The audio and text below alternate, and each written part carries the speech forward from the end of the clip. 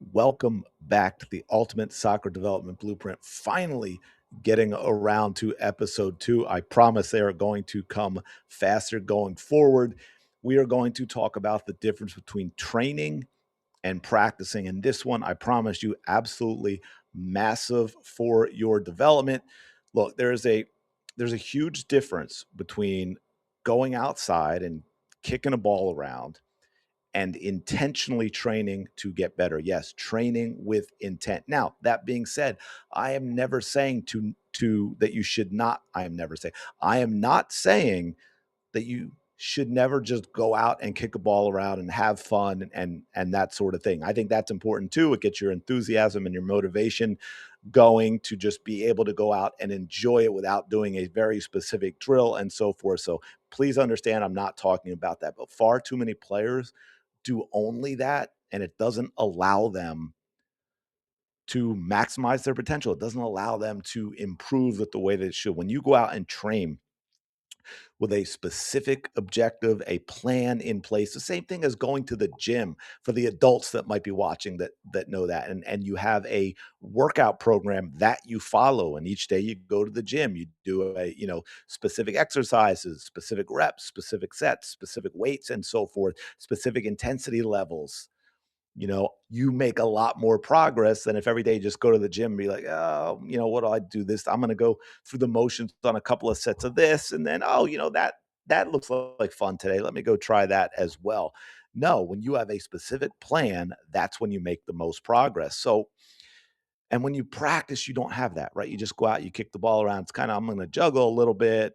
I'm going to stand here, think about what I want to do, maybe take a couple of shots and so forth. There is no plan. There's no intention in what you are doing, no idea on what skill you're trying to improve or why.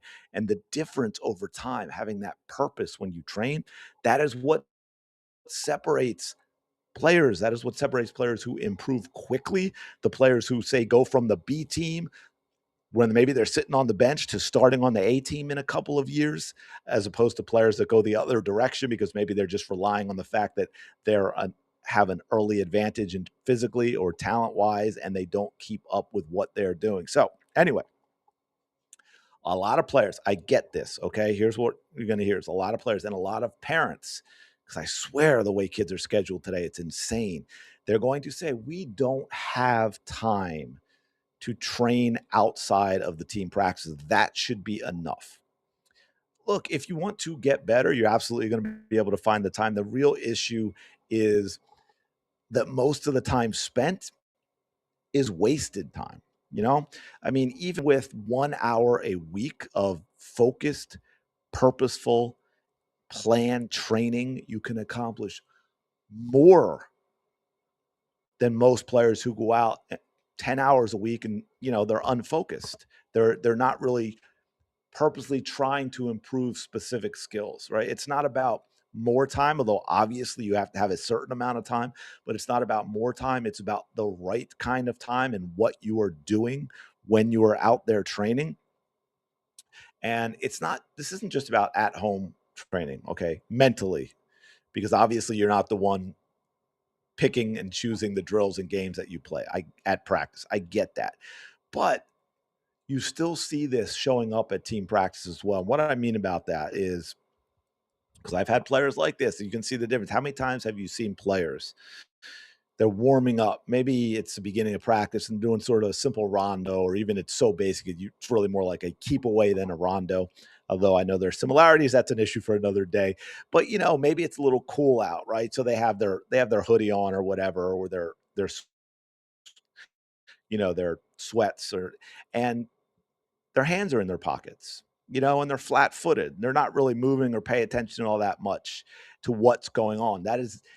You aren't going to improve that way. Your body language alone, the things I just described to you, if I'm there as the coach watching that, it's telling me you're not locked in mentally. You're not ready to be training. You are not going to improve based on what I am seeing with your body language.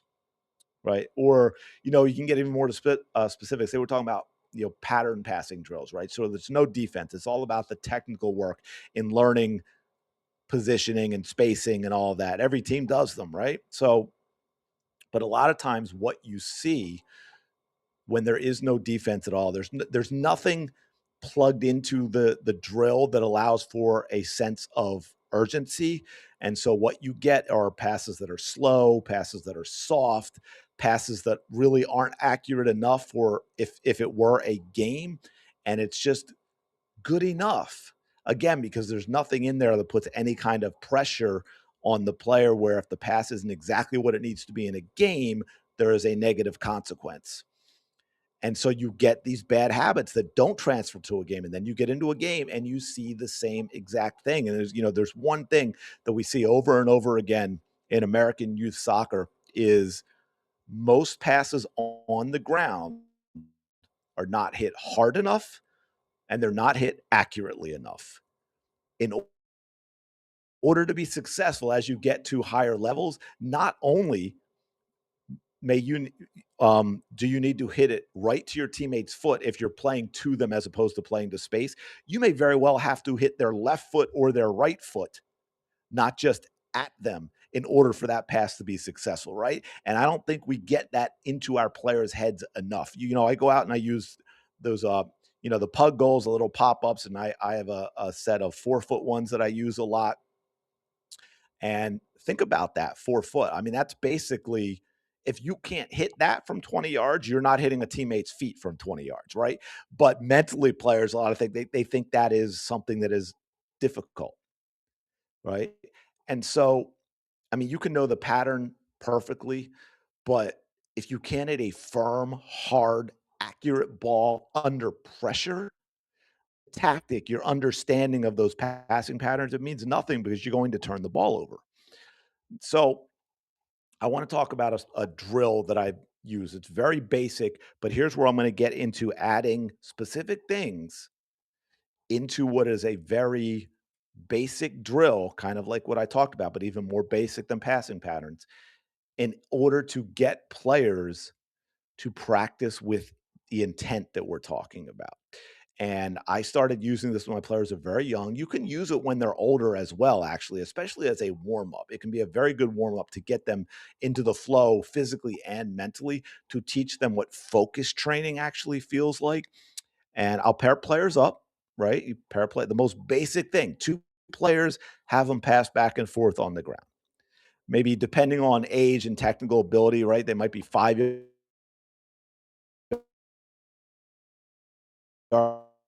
on all the passes are to the feet. Very, very simple.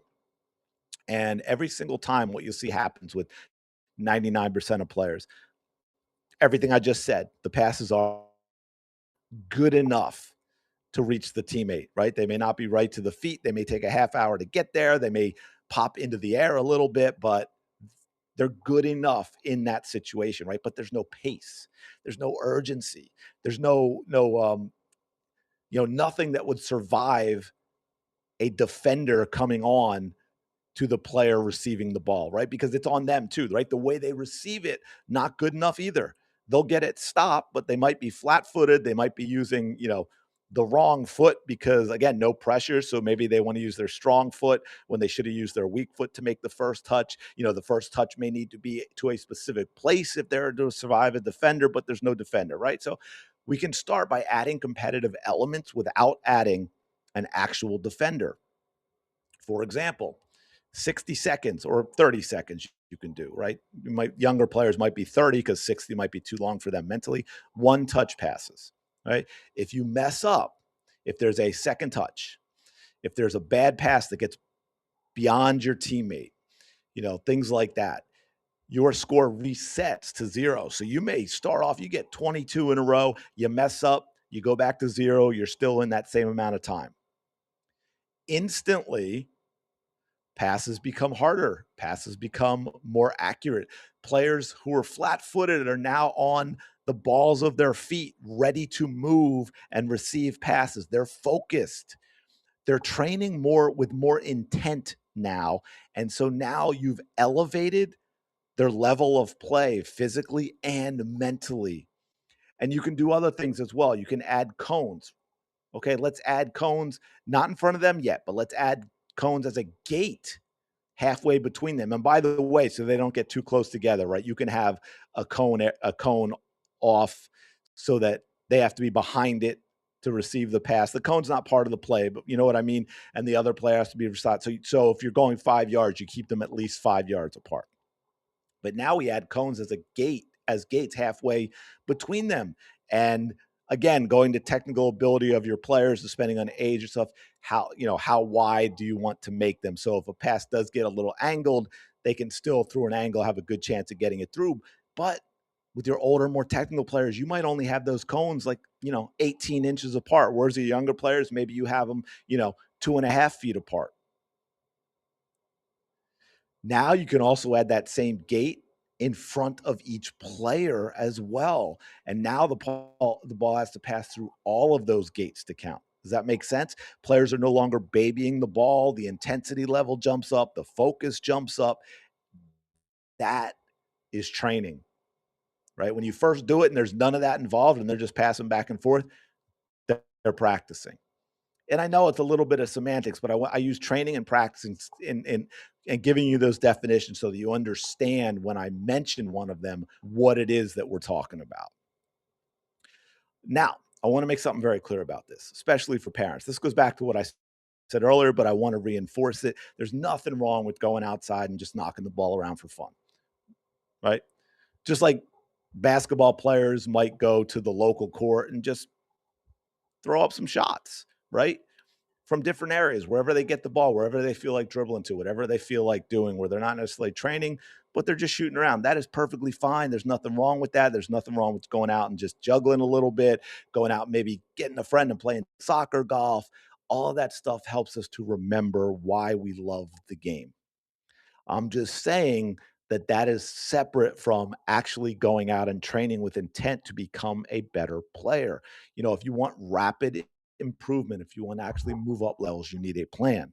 So, yeah, I want to make sure I have these. Let me see. I brought these up because I want to go through them. So here's a few simple ways to turn just practicing into actual training with purpose.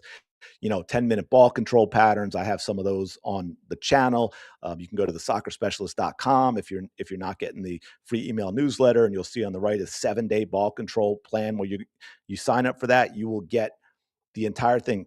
7 days. Here's exactly what you do. Here's the video that goes with it to show you the patterns, and you simply follow it along. You have specific touches, measurable reps. You're using both feet equally. You have the routine that you go through. You don't even have to think about it. Just go check out what you have to do and follow it.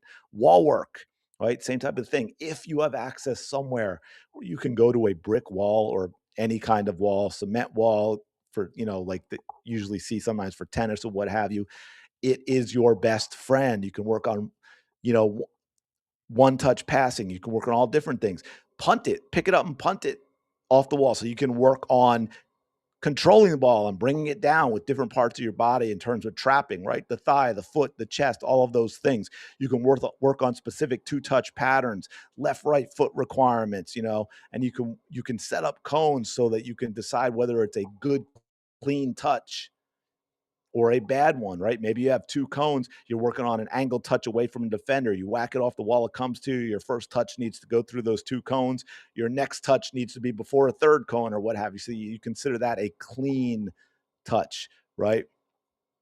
And you can go with shooting, you can have specific techniques that you're working on, right? Bending the ball, laces outside of the foot, right? You can set up targets in the goal, which I've done as a team thing. You can go get one of those. I think Skills has one where you put the thing on the goal and you've got the four corners that you can shoot into, everything like that, right? You can do that on a wall too. Shoot on the wall, but set up markers on the wall, right? Set up cones on the ground in front of the wall. And none of this requires hours, but it does require a lot of focus. Training is intentional and it has purpose and it has mental focus. Practicing is random. And a lot of times the mental aspect isn't there, the intensity isn't there, the focus isn't there. So if you want to improve as fast as possible, you must start training like right after this video, right? Go right on this YouTube channel. There are videos that are complete training sessions. Or like I said, go to thesoccerspecialist.com, get the free 7-day ball control plan and follow that for 10 minutes a day for 7 days. And if you have more time, great, do 20 minutes a day. You can do 30 minutes a day. It's broken down for you to be able to do that. Yeah, man, I'm gonna leave it there. Hopefully, you got something out of this. I appreciate you checking out this video as always. Do me a favor, smash that like button below, please. Comment below, comments, questions, what you thought of it, what's missing, and so on and so forth. I really do appreciate it, and I will talk to you in the next.